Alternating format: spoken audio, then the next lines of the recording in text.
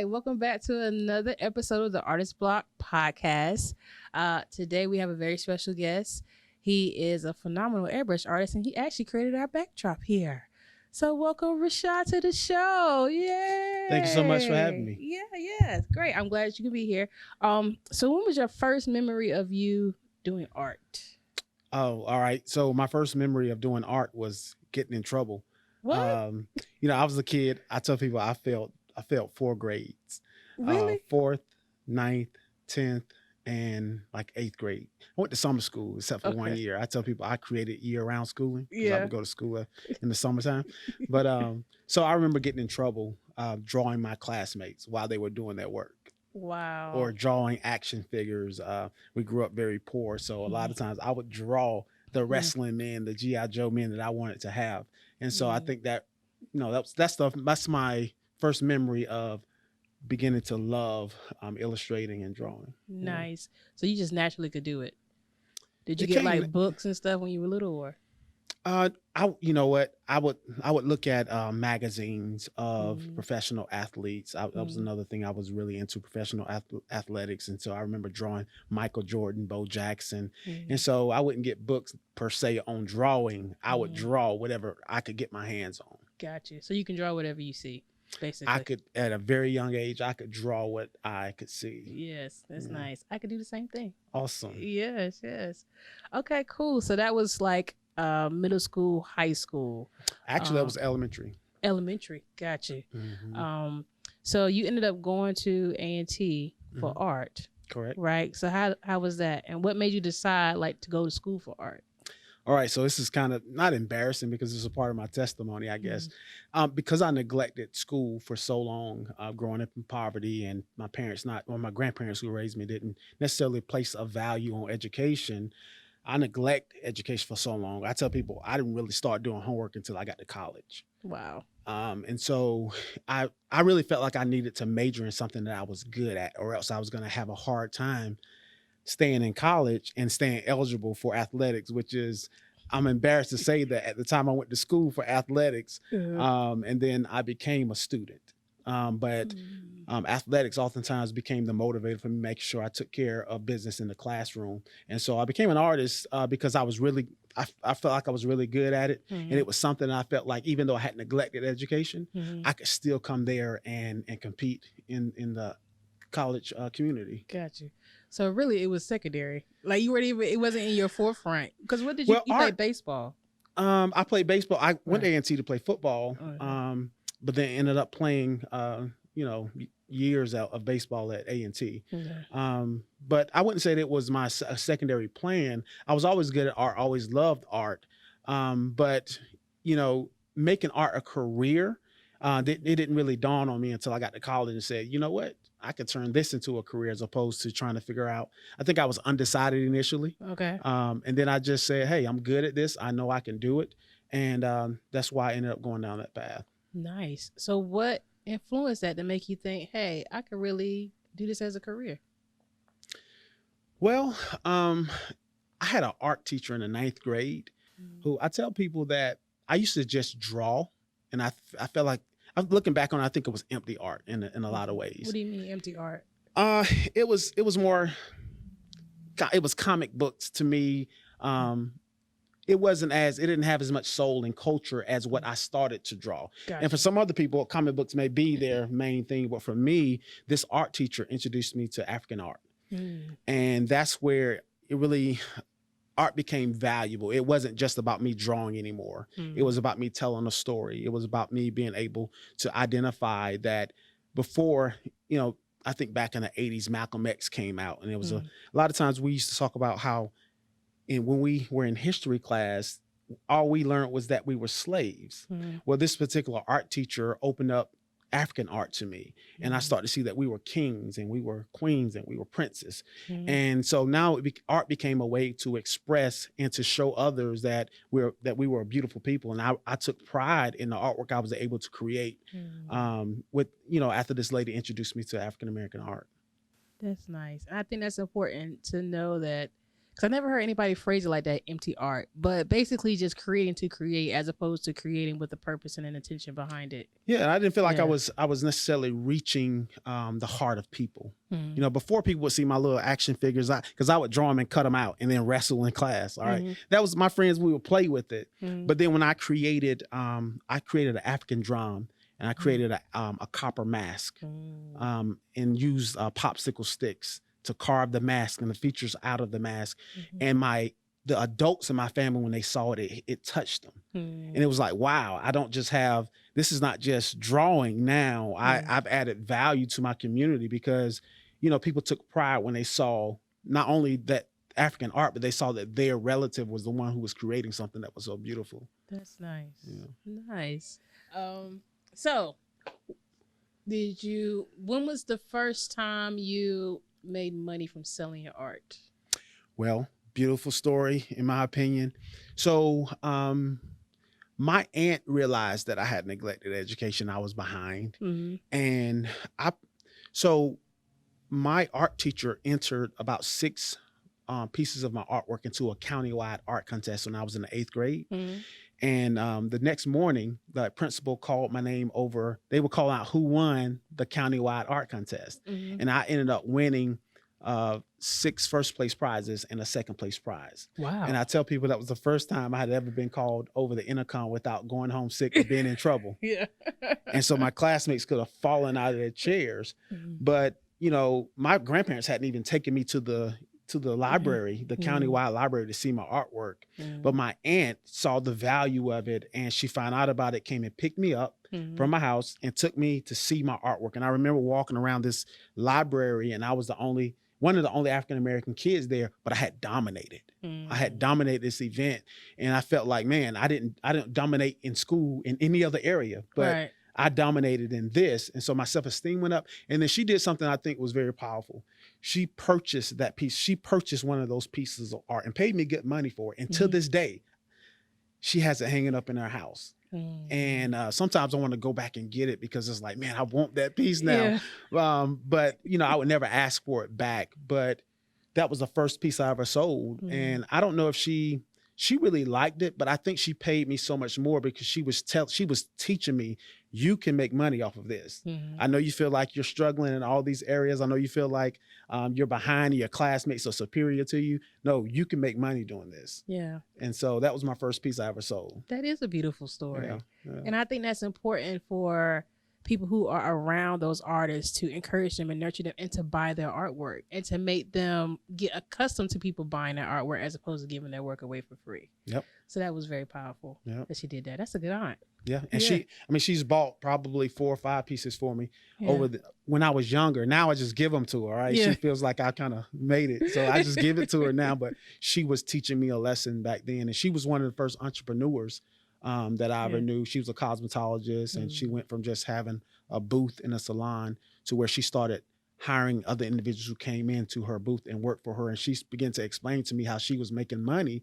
She was being fair with these individuals, but she was able to make money by them coming into a vision that she had and her lending out a piece of her vision to them. And so at a young age, when I do business now, I adopt some of those values from that aunt and small things that she said to me when I was 12 and 13 years old. What's something she said to you? And we're going to get back to the other stuff, but she's such an intriguing aunt. Yeah. Well, I mean, she said a whole lot of things to me. I mean, you kind of put me on the spot, but I mean, just knowing your value, being unique, peaking where you're unique. You know, you may not have the same gifts and talents as the masses. All right. But don't sell yourself out. You know, be you. Be great at who you are. Pursue greatness in an area that other people, because I'm sure you heard it as an artist. Don't go into the art field because you're gonna starve. Right. But her let me know that, hey, even at a young age, you can buy. I'm buying art from you now. Peak where you're unique. Don't try to be like everybody else. Right. Don't be the next Michael Jordan. Be the first Rashard Jones. Learn from the people who've gone before you, have done great things, but don't sell yourself short. You know, you have greatness in you. God created you to be great. I love that. Yeah. I love that. The piece that you created when you were younger, what was it? Was it illustration? Was it a painting? Man, I created an African mask out of paper mache. And I'm going to tell you, so y'all remember the high top fades? Yeah. I had a high top fade when I was younger, and I had a high one, right? And so when they put the paper mache on our faces, they had to go around my box. And so it created like you know how the long African masks are? That's what it created because my hair was so high. Oh, gotcha. And so I took paper mache and molded a checkerboard in my high top fade. It was just creative, a big African nose, and put designs all in it. So it was an African mask that to this day is hanging in her house. That is dope. Yeah. That's really dope. Yeah, I want it back. I want it. I will never ask her for it. Yeah. That's dope. Okay, nice. So when you got to college, what were you focusing on? I know you're an airbrush artist now, but they don't have airbrushing programs at A&T. It was more of graphic design, illustrating, painting, that type of thing. I didn't get into airbrushing until maybe 15 years ago. Okay. Nice. And it's such a unique skill set to be an airbrush artist. I love it because I love hip hop, and you know, graffiti was one of the 4 elements. It used to be this guy, you know, because I'm from Raleigh, and he had an airbrushing booth in the flea market, and we would go there every week. And I would always just go stand there and look at him because I was so fascinated by it. And then he ended up getting a store downtown, but that was the only place I ever knew that had airbrushing in North Carolina because it's not very popular here. That's right. So it's such a unique thing. And I airbrushed a bit in college. I don't know if I told you that before. No, I did not know that. I did. I airbrushed in college. I taught myself because, Come on back. I can't come back right now. Wow. Oh, because it's not my calling. Peak it's your calling. Hey, peak where you're unique, right? Yeah. The video's my thing. That's right. But I love it. It's such a unique skill set. You know what I'm saying? And I think it's becoming like a lost art because people don't know and things of that nature. So I do remember it was a class. You remember Davis Design? It used to be downtown. Yes. Miss Davis had a class one time for airbrushing, and that's when I learned like a couple of techniques from that class. But other than that, I was like getting books because the internet wasn't popping back then like that. Yeah. So I was getting books and stuff like that. So how did you learn how to do it? All right. So one of the things I do outside of art is I've always worked with young African-American men. So I'm over a project called the African-American Male Initiative, funded through United Way Communities and Schools as the parent company. And I'm always looking for different ways of introducing the kids to entrepreneurship, business ownership, and so, or learning different trades and crafts and things like that. And so I actually hired a young man to teach airbrushing to these boys. All right. And so I had a number of classes. We had screen printing, we had hip hop dance, we had guitar. So I had these boys in all these different classes. Well, the guy who I hired to teach airbrushing asked me what my major was. And I told him art. And he all but cursed me out because I was hiring him to teach airbrushing to these boys. He was like, man, you should be teaching airbrushing to these boys. And so he said, man, I'm gonna teach you how to airbrush. I said, man, I like you tried to learn by myself, which goes into the power of mentorship. When I tried it by myself, I became discouraged and put it down. And so I told him, I said, I've already tried, man. That's not my thing. He said, we're going to learn. And so we stayed up like 3 nights in a row till like 4 o'clock in the morning. My wife was mad. His wife was mad. But I learned it. I got the gist of it in those 3 nights. And then from there, it kind of, ballooned into what we have now. Yes. Yeah. Nice. And when you did it, was it like a light bulb, like, ding, this is my thing. This is like my hidden talent I never knew I had. No. Actually, now I'll tell you, one of the things that I've always been good at, some people may call it business acumen. And I think a lot of times there may be artists who are really good at art, but don't have the business side or the business savvy. So I was able, because he was really good at airbrushing, I was able to get platforms for us to go and airbrush. And so I coached baseball. And so I was watching all these kids down with these baseball helmets. I said, man, what if we could put names on the back of those helmets? I said, what if you can put names on the back of those helmets? Because I couldn't do it. And so I talked to the director of the facility, and he said, yeah, come on down. We paid him 10% of everything that we made. We went down there, and he was painting these helmets, just putting names on helmets. And I was trying to help, and I was messing up. And because he was there, whatever I messed up, he could fix. Right. And so I would let him fix it, but I became very comfortable. Yeah. And eventually he moved out of town, which kind of left me to have to learn how to do it. Oh, gotcha. Yeah. Gotcha. And so was that the first like airbrushing gig that baseball thing? That was the first airbrushing gig. Yes. Yeah. And we were down at a baseball park and I was messing up helmets. And thank goodness they were 5 or 6 year old kids who didn't know I was messing up their helmets. All right. Yeah. They were just happy to see the colors and their name. Yeah. But that's it. That's it. Okay. And, but I tell people that necessity is the mother of invention. Yeah. Because I think it was during 2008 during the when it's 8 or 14 when the stock market crashed. It was 2008. 8. Yeah, it was the 8. I was in real estate. So I had a lot of stuff. I owned 4 different properties and, we ended up losing 3 of the properties during that time. And, we had a lot of income coming in from that. And I had to really master airbrushing because I needed another source of income. And I think at the time I may have had 3 kids. And so he moved out of town and I had to step up. Okay. And that's where the company really took off because when they say necessity is the mother of invention, I needed for it to succeed. Nice. And that's where the drive came from. And staying up late, getting up early, being creative, getting on YouTube, studying other artists, and to make sure that I was able to kill something, drag it home, and feed those little chicks who was in the nest going, I want something to eat. Yes. Yeah. Nice. Did you have like a standing contract with the baseball team or the stadium to get more? Because you do that now, right? Actually, so as the company has evolved, I've stepped away from that just because I have other venues that it just, I don't want to say it's not worth my time. Right. I want to train some of the young guys in my mentorship program to take that portion over, but we haven't done it in maybe 2 years just because the other work is not allowing us to go back and do it. Gotcha. Yeah. I got you. Yeah. So with that being said, that was your first kid. You decided you want to form a business.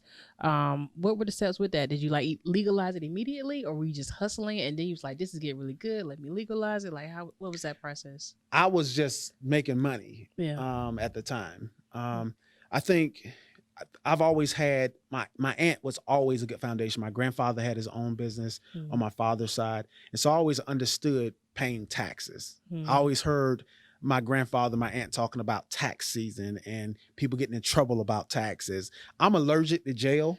So very quickly I said, you know what? I need to go ahead and go ahead and make this thing legal. And so my wife was there. My wife's major is business administration over at, she went to Bennett College. Okay. And so she was in my ear about just, hey, let's go ahead and legalize this thing because there are advantages to legalizing it as well. And we want to take full advantage of those opportunities. Nice.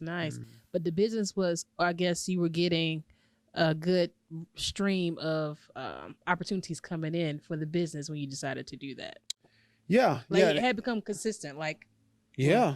Well, a part of it is as you start doing major venues, individuals want to make sure that you are a legitimate company because they have to send that information into the state. So I was losing opportunities because my company wasn't legalized. I didn't have to set up an LLC.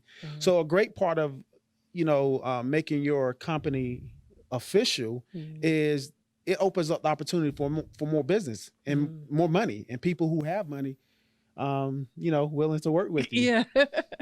Okay. Nice. Talk about the process of setting up your business. Was it hard? Was it easy? What was that like? Well, and did you have to pay a lot of money to do so? I didn't have to pay a lot of money. I was blessed. I'm blessed to have, I'm also a pastor of a church and, there are a number of individuals in the church who have a number of gifts and talents. And so I think it was one of the brothers at the church who said, hey man, let's sit down and finally get this set up. And, I think I paid him something, but he didn't even want to take what I was trying to give him for setting up the company. So it was a blessing at a time where I was, didn't have as much money as I wanted at the time. So it was a real blessing that he came and set up the LLC for me. Nice. Once you got it going, did that put like fuel to the fire with the business once you got your business legal? It allowed me to go after monies that I couldn't go after before. Bigger pots. Yeah. They may, and people take you more serious when your company's official. They do take you more serious. I agree with that. Yeah. And so, it definitely opened up doors that otherwise, we just weren't able to go into. Gotcha. Yeah. Gotcha. What's your regiment for sales and marketing. Like, how are you getting these companies and these places? All right. Okay. So my aunt, going back to what she said, Okay. peak where you are unique, right?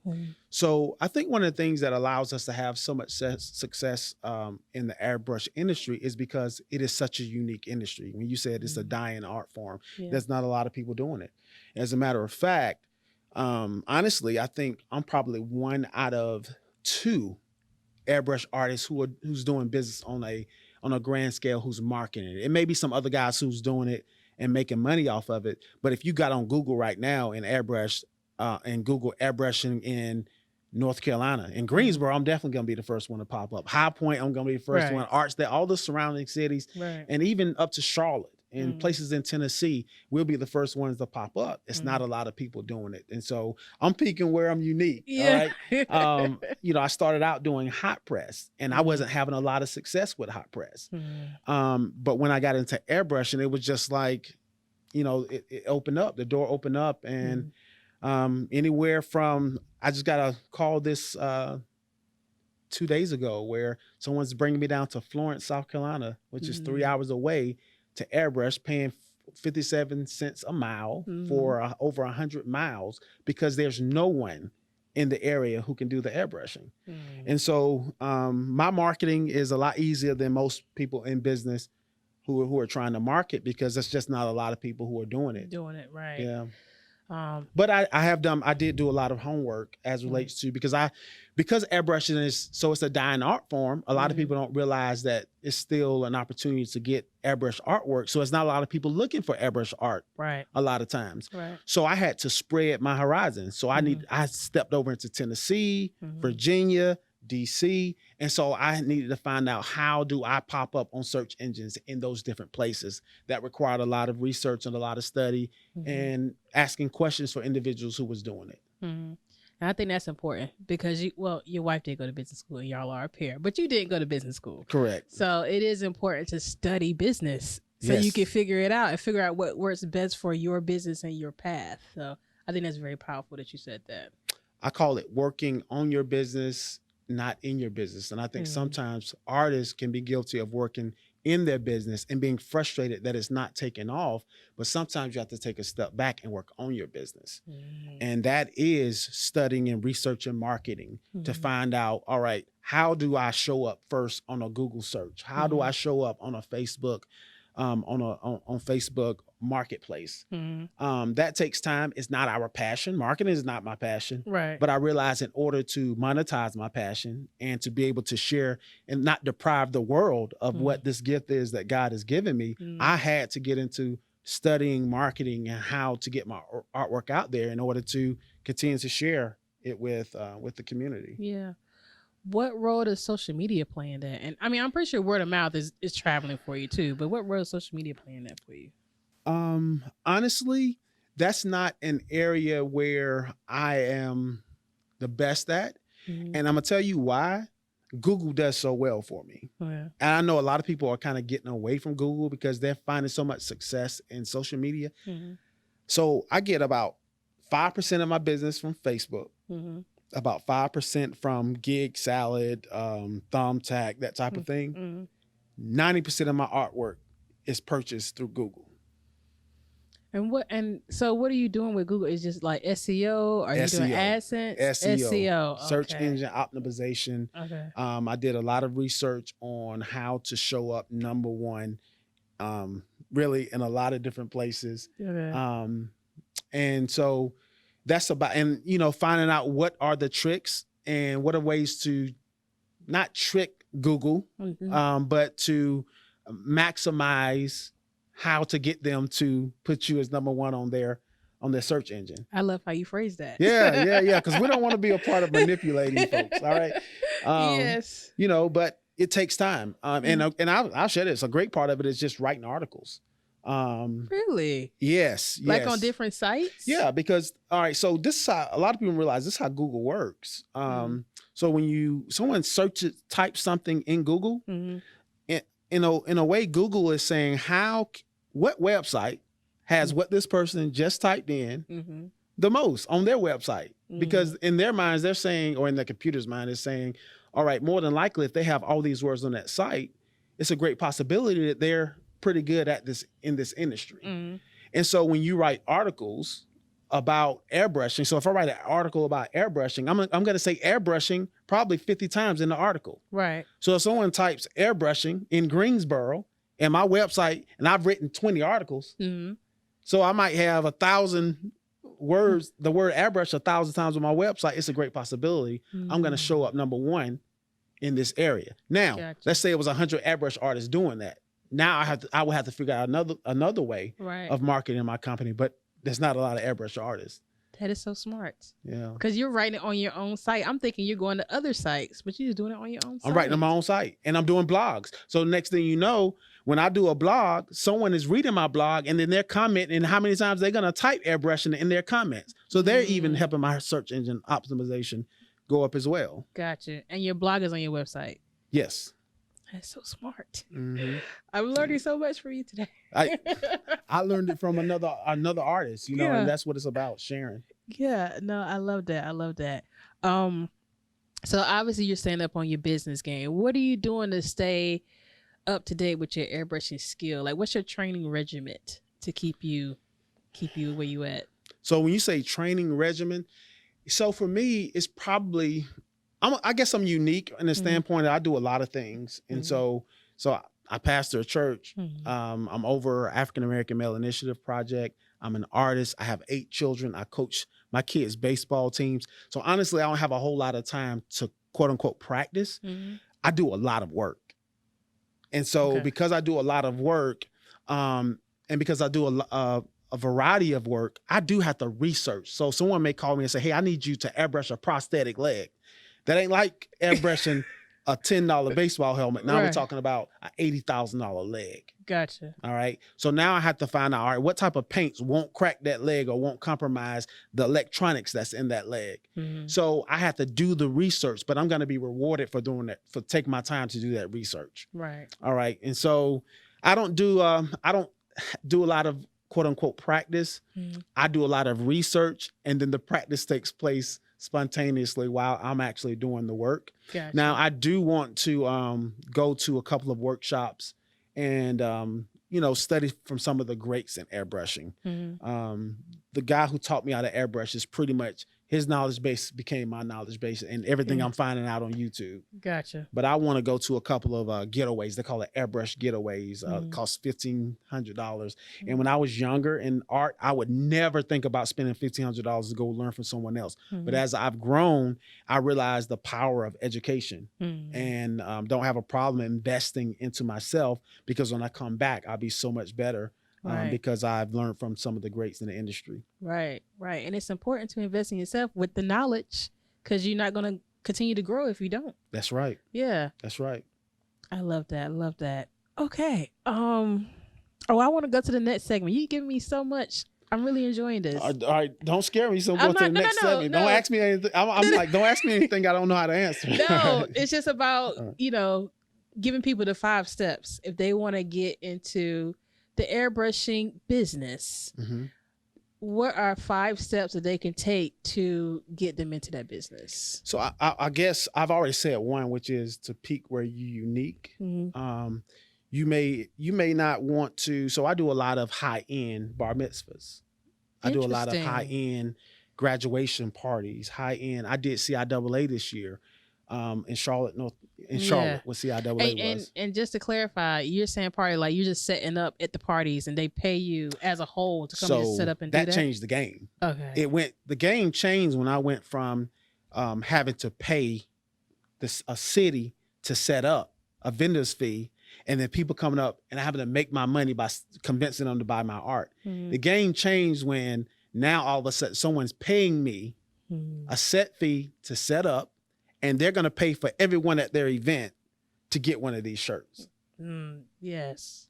All right. Because now I've already proved, they've looked at my work, they vetted me, and they realized that, no, this guy is serious about what he's doing. And so now I'm being rewarded for the longevity and the professionalism, and let people know that I'm serious about what I'm doing. I'm good at it. Right. I'm going to answer your questions before you even ask. As a matter of fact, when you come to me, asking, can I do this? I'm gonna tell you everything you need to look out for, every pitfall that can happen at your event. And then your confidence is gonna go up and go, wow, I never thought about that. Right. For example, whenever I do high-end bar mitzvahs, I ask the question, I say, well, are there gonna be periods where you're gonna want me to stop when your family's coming in, or when you do a PowerPoint, they go, I didn't even think about that. Yeah, you're not gonna just need me for 3 hours. You're gonna need me for 4 hours. You're gonna make me stop airbrushing for an hour while y'all doing all this stuff. Right. And so because I've done it, I've studied it, now all of a sudden they feel real comfortable about bringing me in because they're like, this guy's serious about business. Yeah. Yeah. That does change the game. Yeah. Yeah, it does. It does. Yeah. Yeah. It changes the game when CIAA brings you in. Yeah. That changes the game as well. Yeah. And then also now all of a sudden airbrushing is a dying art form around the United States. And so, but what they saw was when they hired us to come, they just hired us so that people are staying in line in front of their booth. Really? Well, people were there waiting for 3 hours for an airbrush shirt that somebody else paid for. And the whole time they was listening to them make their pitch. So when they saw that we kept a line all the way around the arena, people waited in line for 3 hours to get a shirt, a $15 shirt. Now they want to know, well, how can we do this at every event?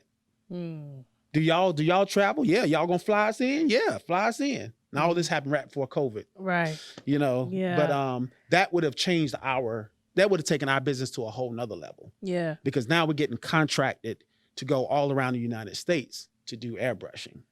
Yeah. For major events that's already paid for. We're not now trying to convince and sell people on the spot. It's already paid for.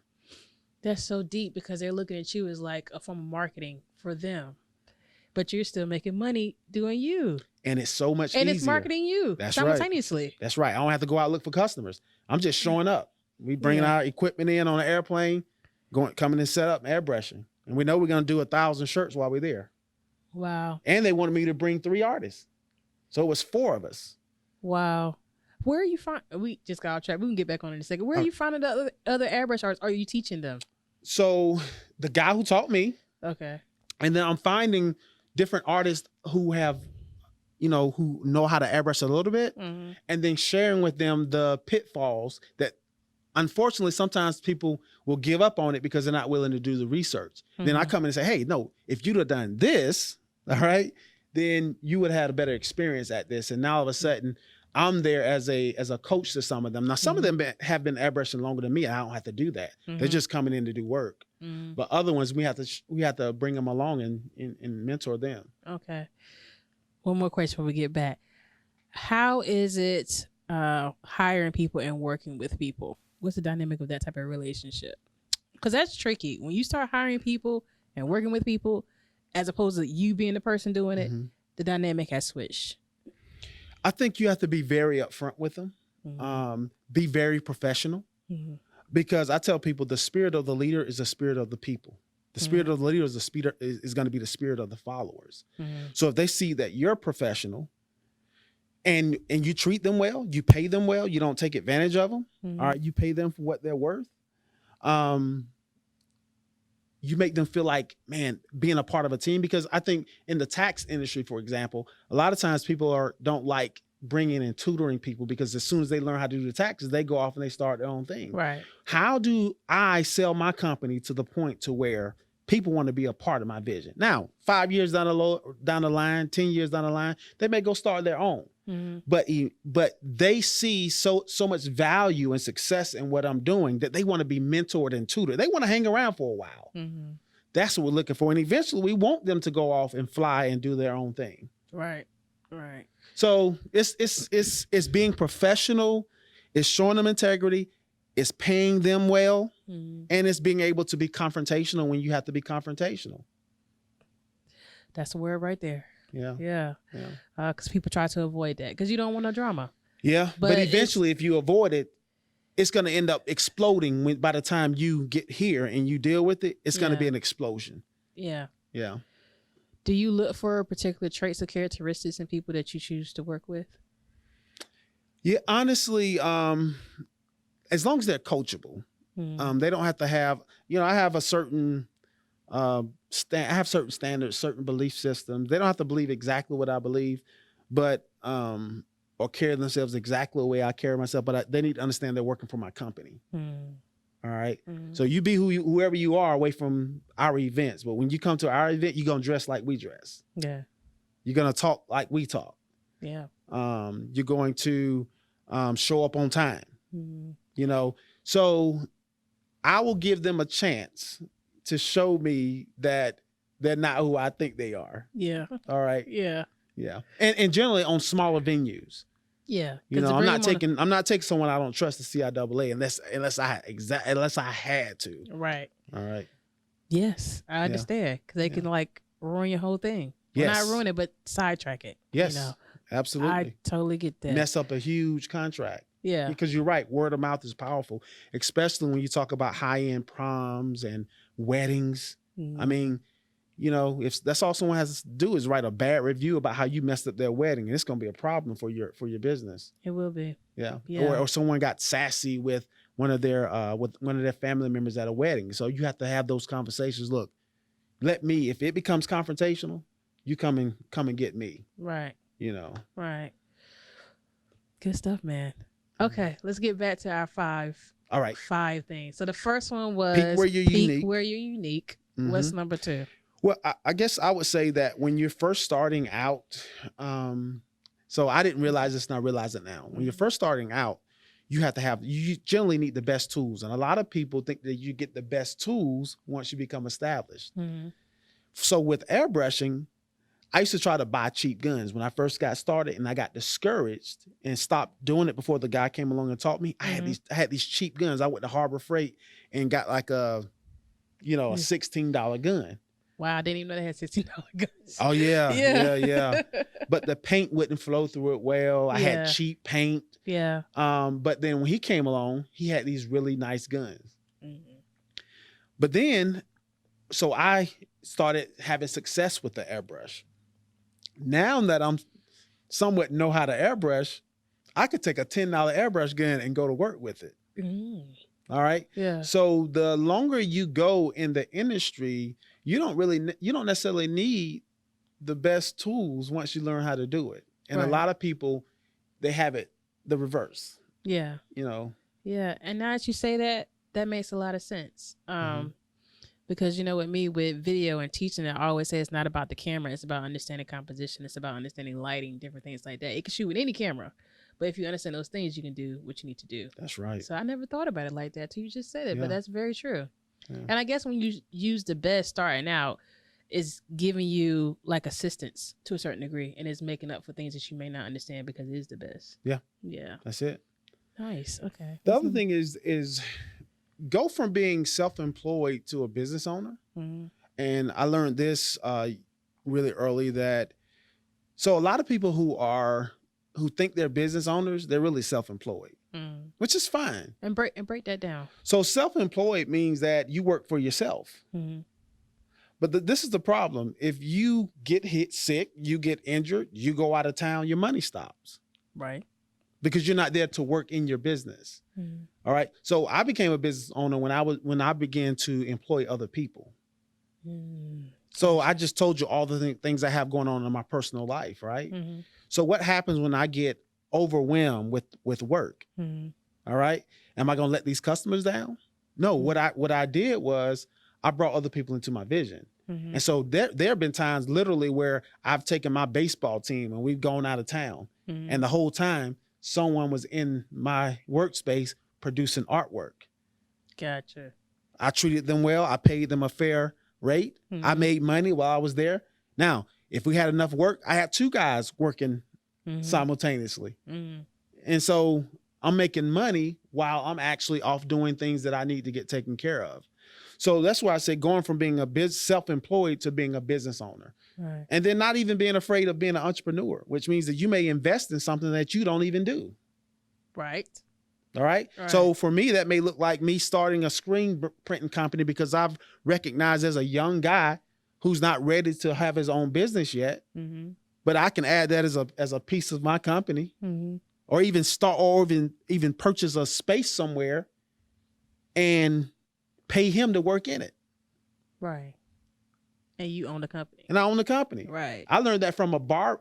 I thought the guy was a barber. He wasn't a barber. I airbrushed an entire barber shop once, the outside. And so when I got finished and the guy got ready to pay me, I said, "Man, you're gonna get a ton of customers with this." He was like, "I don't cut hair." He said, I just own the building." He had identified this guy who was amazing with clippers. I mean, he could draw in your head with these clippers, but he was a young guy who didn't have, the business knowledge in order to not get locked up because he didn't understand the laws of the land. Yeah. And he saw enough in that young man to start to purchase that building. He's going to obviously take a piece of the work, and there's nothing wrong with that. Right. All right. Because now all of a sudden he's employing someone. He's not a barber. Right. And so that's where I began to understand entrepreneurship, even away from being a business owner. That's so deep. That's so deep. Okay. That was 4. I think I have one more, and it was associated with what I was just saying. Because let me recap. Peak where you are. Daggone it. It was peak where you are. The very last one was entrepreneurship. Right before that was go from transition being self-employed to employed. Oh, and right before that was get the best equipment in the beginning so you can learn. And by the end, you'll be able to get. There's another one that's on the tip of my. Oh, not being afraid to. Watch this. Know your worth, and not being afraid to charge people what you're worth whenever it's possible. So what do I mean by that? Right. So I've seen artists over the years and just business owners in general who they have this set price of what they feel like they're worth. And I'm like, you're absolutely worth that. But if no one's asking for that work right now, or they're not willing to pay for it, you better be willing to yield in order to get that money. Be able to get that money. Right. Then whenever I get my business up, now all of a sudden people are calling and I got, table full of artwork, I'm definitely going to charge what I'm worth. Right. All right. But I'm not going to starve because people are being tight in the marketplace. Right. And so I think that we have to know what our worth is and not feel like that we can't bend in order to survive, in order to take care of business. Right. Let's stay right there for a second. All right. Because you're saying, although you know your worth, you also need to be aware when you need to pivot to make it happen, and then pivot back to get to where you need to be. Absolutely. Yeah. Because I think a lot of times people are like stuck here, like, no, I want this, but you may starve doing that. Yeah. You may, And not only you, but you and your kids. So true that. My son changed my business one day. He came to me and he had just got finished eating. He said, "Daddy, food is good." Changed my whole life. So my son said, "Food is good." Yeah. I need to get business. I need to take care of business. So there have been times where now I don't like to do it, and I don't have to do it much anymore because of just where the Lord has allowed our business to grow. But there have been times where I cut that price real quick in order to get business. Right. Because, we need to make money. Right. Food is good. Yeah. And then, because I'm gonna tell you what can end up happening. You can end up becoming so discouraged because people aren't paying you what you're worth, and you turn away from the industry and go end up working in someone's factory or working somewhere, not fulfilling your passion and what you were called to do. Right. Now all of a sudden you're depriving the world from the blessing you're supposed to be, because artwork is culture, artwork is therapeutic, artwork is comforting to people, right? Artwork speaks to social injustice. I mean, the world needs to see what you were created to do. Right.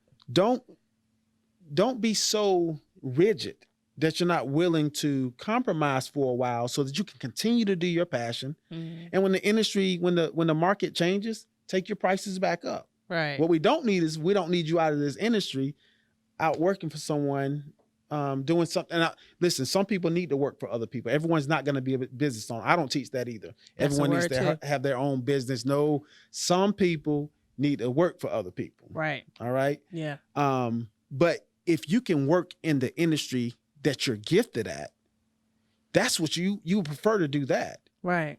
You would prefer to do that. I would. And 9 times out of 10, when you go over there, they're paying you what the people were trying to pay you before, Exactly. or worse. And you're miserable. Well, you could just stayed over here and got it. And you could be tutored. You can be mentored, so that eventually the things that you were lacking in that prohibited you from being a successful business owner, you can pick it up while you're working in the industry up under someone. Right. Yeah. Yeah. And I also tell people, don't be afraid. This is something I had to be careful of. Don't be afraid to reward yourself for the work that you've done. For example, when I used to go out and secure airbrush jobs, I would pay the people who I hired the same amount of money that I paid myself for doing the gig, right? But who did all the marketing to get the work? You did. I had purchased the t-shirts. I had purchased the paint. They're using my paint. They're using sometimes my airbrush guns. I spent hours writing those articles in order to get us to show up. But I felt it was something to me. I felt like I was cheating them. And I had to learn that, no, there's nothing wrong for rewarding yourself for being the patriarch. Right. And a lot of people end up frustrated because they feel like they're doing all this work and not being rewarded according to the work that they're doing. Now, don't be afraid to take your piece of the pie. Yeah. I agree with that too. Yeah. Because you put in that work. Putting in that work. Yeah. And look, and some artists aren't good at that. Some artists are not good at marketing, but they're excellent at airbrushing, they're excellent at screen print, they're excellent at murals. Right. Right? Right. So they have to be willing to allow you to be blessed to bring that work to them. So they don't have to go out and market. Right. Now you get to focus on what you really like to do. But you do realize I stayed up 2 o'clock in the morning getting to work. Right. So. And very quickly, in terms of with price and negotiating, how you feel about like the barter system? I think it's brilliant. Yeah. I think it's brilliant. Do you think it should be employed? If you feel like you're not getting your worth, do you think the barter system should be employed as a way of pivoting? Maybe you can pivot to go bring your price down. You can pivot to introduce something that we can exchange or trade. I don't see anything wrong with it. Yeah. Okay. Yeah, I mean, if you are, let's say you're a barber and I have 5 sons, right? So if you're a barber and you want me to come in and do this mural of Nipsey Hussle on your wall, and you're saying, hey, I'm just getting started out, I may say, all right, you pay me $200 to do that mural, but you're going to get my 5 sons haircuts for, well, let's barter. Right. How about you give, each of my sons 4 haircuts over the next year. Right. Right. I don't know if that what you. Yeah, that's exactly what I meant. Small example of bartering. And that's smart because you got to pay for them haircuts anyway. Exactly. So yeah, that is a great example of bartering. Yeah. Okay, fantastic. So right now people are watching the podcast. They're soaking up all this information. What's their homework that they need to do tonight to get started? Prerequisite for this course you're giving. All right, here you go. So this is your homework for the night. I want you to find an artist in the community who uses the same medium as you do, who's not in practice. Maybe they're out working a 9 to 5 doing something else, or maybe they had a bad marketing experience and just can't get business, and bring them in on your next project. That is so deep. Why do you say that? Well, I think it does 2 things. I mean, we're talking about artpreneurship, right? Right. All right, artpreneur. Yes. Well, entrepreneur. I mean, that's what we're talking about: empowering, delegating, so that you can grow your company, right?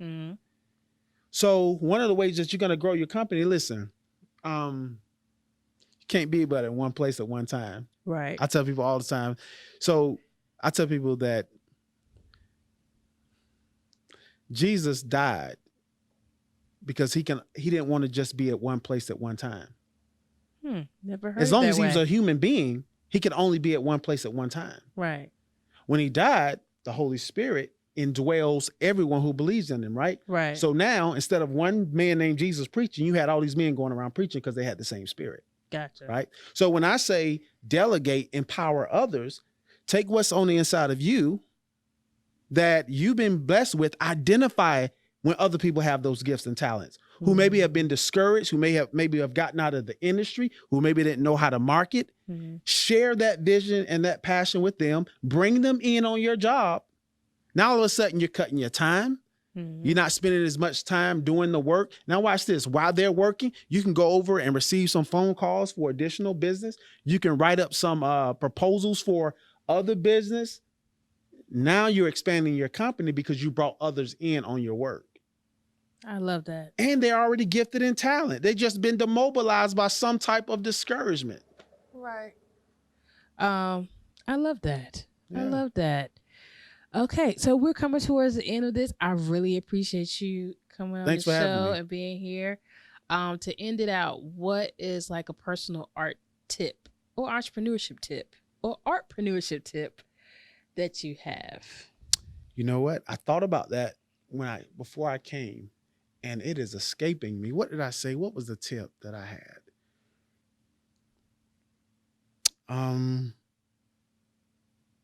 I think I already shared my tip that I had. Peak where you are? No, it was while you're young in your business, make sure you always have the best tools. And as you get more experienced, you can bring on, you don't need as good of tools because now you're experienced in the craft.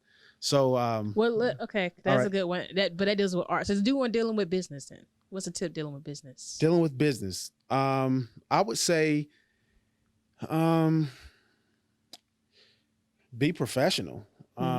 Be professional, show up early. And then also learn how to identify pitfalls and things that your clientele haven't thought of. I couldn't tell you how many times where it was like an engagement when I've asked questions or pointed out things to the people who was trying to hire me that they hadn't thought of, and how they felt like I was bringing value to the experience. They would tell me something like, "You make me feel so much better talking about this." With my industry, airbrushing, it's a dying art form. So people, they don't know necessarily what to expect. So when I come in as an expert and begin to tell them what they need to be thinking about, it's like, we need you. It's like, we need you for this event. Yeah. And so I would say, do your research, do your homework, and bring value to whatever space you're going to be in, and make them know that, you're going to be valuable to their space. That's beautiful. That's beautiful. Thank you again. I really appreciate Thank you. it. I really appreciate I it. enjoyed the experience. I feel like I've talked a whole lot. No, it's great. You've given so much valuable information.